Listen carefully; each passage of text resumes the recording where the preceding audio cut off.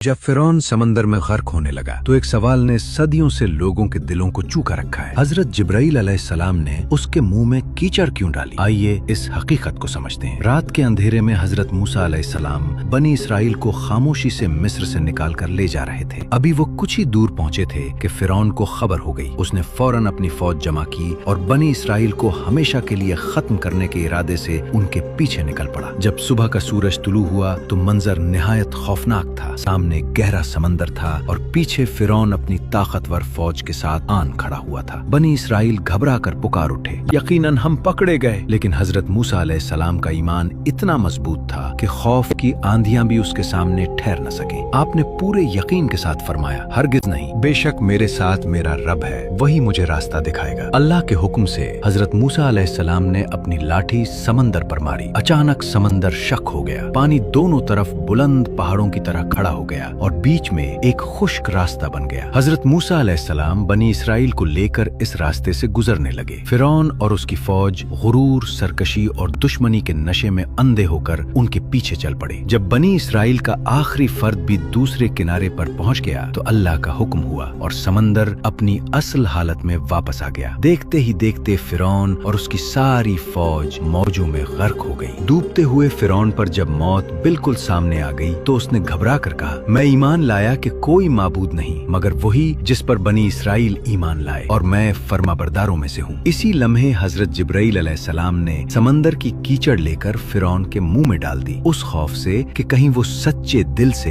तौबा के अल्फाज अदा न कर दे और अल्लाह की बेपाया रहमत उस तक न पहुँच जाए। मगर ये ईमान कबूल न किया गया क्योंकि ये ईमान इख्तियार का नहीं, मौत के सामने बेबसी का ऐलान था। यही अल्लाह का अटल कानून है कि ईमान और तौबा उस वक्त कबूल होती है जब दिल खुला हो, न कि जब सांसें टूट रही हों। ये वाकया हमें ये सबक देता है कि अल्लाह की रहमत बेहद है मगर मोहलत हमेशा के लिए नहीं होती। गुरूर, जुल्म और सरकशी का अंजाम चाहे कितना ही ताकतवर क्यों न हो, इबरतनाक ही होता है। अगर आप अल्लाह की इस बेपाया रहमत और इस सबक को महसूस करते हैं तो उसे दूसरों तक पहुंचाना भी सदका है।